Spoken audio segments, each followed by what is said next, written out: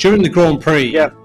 track limit penalties applied to 4 drivers, Pierre Gasly, Lando Norris, Zhou and Vettel and Sebastian Vettel, each of them getting a 5-second time penalty on their race time, and plus 1 penalty point actually on their licenses. So this is a slightly, it's related, isn't it? Because it's a rule and it's now being applied strictly. And, you know, what are your thoughts on that?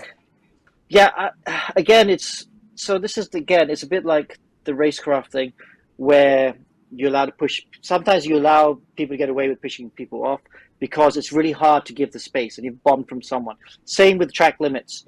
It's sometimes some corners it's very hard to stick on the white line.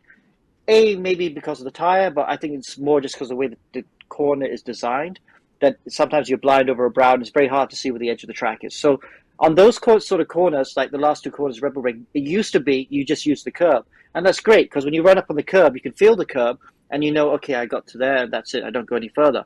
But with a white line, you're like, where's the white line? I can't quite see it.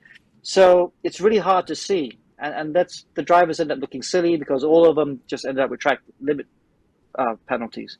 So again, it is going to be tricky. So the question is, do we try and be sensible and say, let's use the curb sometimes because it's hard to feel the white line and see the white line? Or do we be really stringent about it and say, no, white line is it? And that's all it's going to be for the rest of the time. And the drivers just have to get on with it and figure out a way to not cross that white line. Well, because I was thinking at the time when I heard, I think it was Lando saying it's very difficult to see. I was thinking, well, it's very difficult to see probably when you're coming through Casino Square over the bump there, but we don't see drivers crashing into the front door of Rosie's Tip Top nightclub or whatever it's called there and saying, I just couldn't see where I was going. So